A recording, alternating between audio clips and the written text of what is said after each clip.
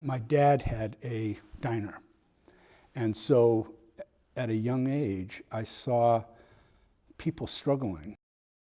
They had families, and a lot of times they didn't have some of the wherewithal in order to be able to make ends meet.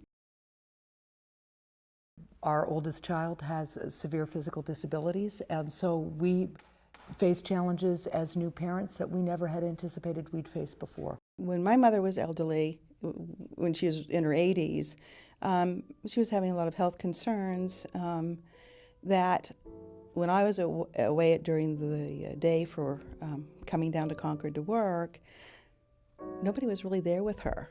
I grew up in the Somersworth Housing Authority, so I'm a product of welfare and food stamps. So I lived there for 18 years in the project before I went off to school.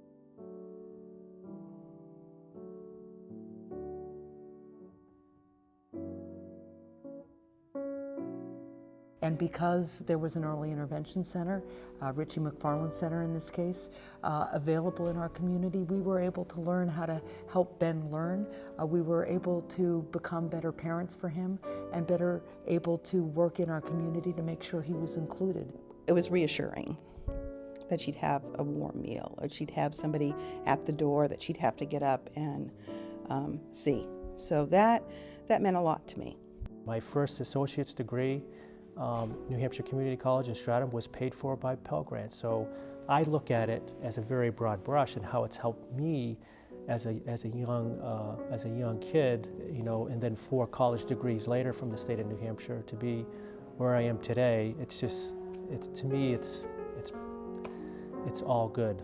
And if I can help give back in any way, and if I can help my organization get excited about giving back, then everybody wins.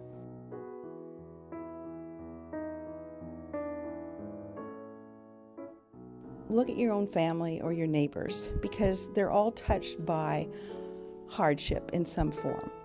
Whether it's a loved one that's elderly, whether it's somebody that has a disability, or whether it's somebody who's lost their job. The people are being taxed at a rate that they don't want to see their taxes go up, so they're demanding lower taxes. Well, lower taxes means less money for those that truly could use the assistance. And you never know when you're going to be in that situation and you just have some bad luck and, you know, might need that help. So it's good to know that you can give now when you can. We're still the lucky ones. We're employed. We have wonderful benefits. Where we may be struggling, others may be in dire need. Perhaps some people think that, you know, if I'm only going to give $1, it's maybe not worth it, and that's actually not the case. That $1 would be great if you could do that. If you could do more, that would be even better. Everybody has to act according to their own conscience, but I think it's the right thing to do, and it's an easy way to do it.